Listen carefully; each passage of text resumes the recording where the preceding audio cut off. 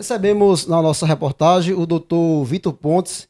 Ele é mestre em Direito e especialista em Direito Criminal e Direito Penal. Vamos falar sobre o caso da suspeita de tentativa de golpe do ex-presidente da República, Jair Messias Bolsonaro, e também de 37 acusados. Vamos saber como está o andamento desse processo e, a partir de agora, o que pode acontecer. Doutor Vitor Pontes, é um prazer recebê-lo em nossa programação. Seja bem-vindo mais uma vez. Luiz, muito obrigado pelo convite e estou à disposição para responder as perguntas. Doutor Vitor, o ex-presidente Jair Messias Bolsonaro, ele já foi ouvido nesse processo. Não só ele, como também alguns dos acusados naquele processo. E a partir de agora, depois que teve essa oitiva, as audiências, quais serão os próximos passos?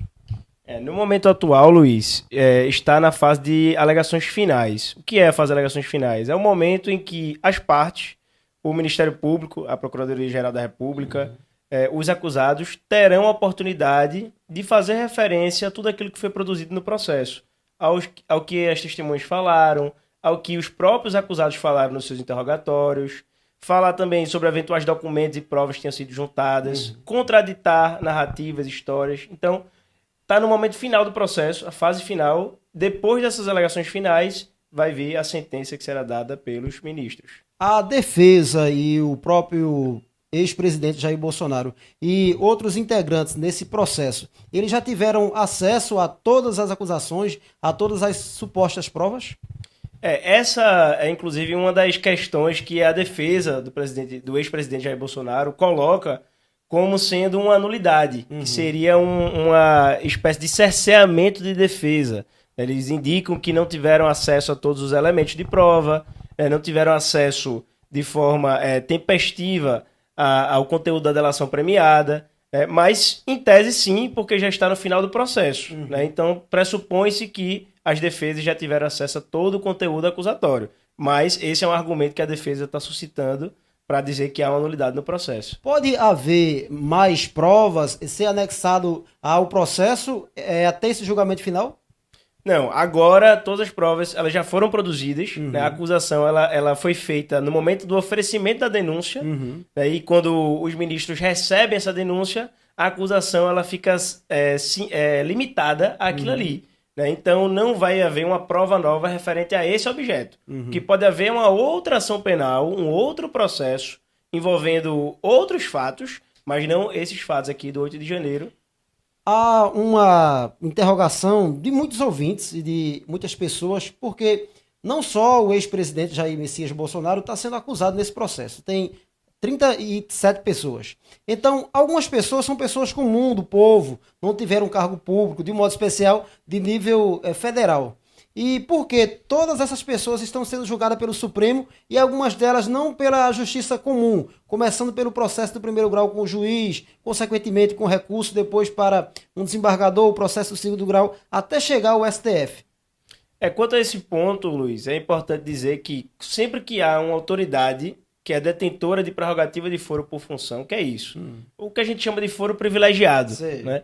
Então, um deputado que pratica um crime no exercício do cargo ou um crime em razão do cargo, ele tem a prerrogativa de ser julgado por uma corte diferente do que o juiz de primeiro grau, certo? Então, quanto a isso, não teria problema algum. A discussão que aí, mais uma vez, a defesa do ex-presidente coloca é que o presidente, no momento em que cessa o cargo, né, no momento em que ele sai do cargo, o que se entendia é que acabou o cargo, volta para o primeiro grau. Então, ele não, depois que passou o cargo, ele não tem mais foro privilegiado. Isso era o entendimento até o começo desse ano, quando o STF reviu o seu entendimento já de há muito tempo, no sentido de que acabou o cargo, o processo volta para o primeiro grau. Agora não, agora continua. Agora, esse entendimento foi depois que teve o início desse processo do ex-presidente? Foi depois, Luiz. Por isso, inclusive, que muitos apoiadores do ex-presidente colocam isso como um julgamento político, né? Como se fosse uma questão técnica, jurídica, né? Não se observou o critério jurídico, né, segundo esses apoiadores, e por isso é que se sustenta essa tese. Doutor Vitor Ponte, e um processo como esse diante da Constituição Federal, na condição não só de jurista, como também de professor, ele há um tempo para que o processo seja analisado e julgado para chegar ao seu final? A Constituição da República, ela assegura que todas as pessoas têm o direito de serem julgados em prazo razoável, certo? Então, tem que haver o julgamento em prazo razoável, mas não tem dizendo lá se é um mês, se é um ano, se é 2 anos, se é 10 anos, né?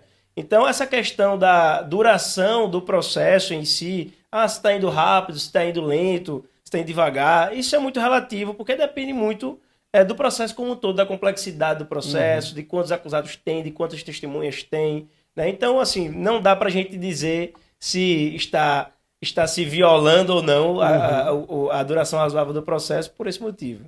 E caso o ex-presidente ele seja condenado, a durabilidade de pena, já se comenta-se quanto tempo ele poderá passar na prisão e também diante de o processo que está sendo acusado.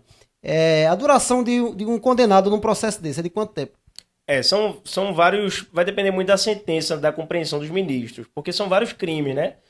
Tem tentativa de abolição ao Estado Democrático de Direito, dano qualificado, enfim, são, salvo o maior juízo, mais de 5 crimes. E cada um desses crimes tem uma pena em abstrato, certo?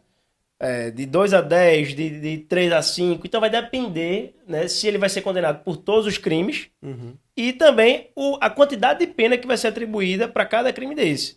Se ele for condenado, por exemplo, a 3 dos 5 crimes, as penas serão somadas. E aí, a partir do somatório dessas penas, é que a gente vai saber quanto tempo ele vai passar preso. E diante da Constituição Federal, pelo que o senhor tem acompanhado do processo, o que é de publicidade, que todos têm acesso, essas provas, elas apresentadas aí no processo, elas serão suficientes para levar uma pessoa que está sendo processada realmente a uma condenação?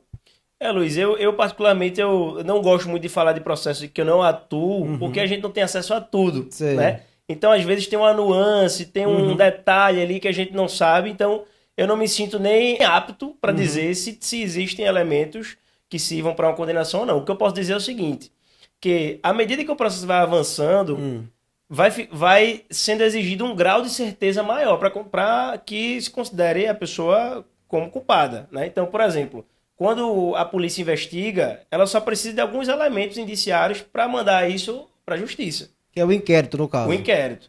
Quando o Ministério Público vai denunciar, ele só precisa de poucos elementos para denunciar, para que a pessoa vire réu. Mas para condenar, é necessário uma certeza, certo? E aí, não sou eu nem você que vai ter a aptidão para dizer isso, mas sim os ministros lá que vão considerar as provas do processo e dar a decisão. Agora, em bastidores, já a conversa a prisão do ex-presidente e de demais membros naquele processo acontecer ainda este ano, no começo do próximo ano, há conversas de bastidores?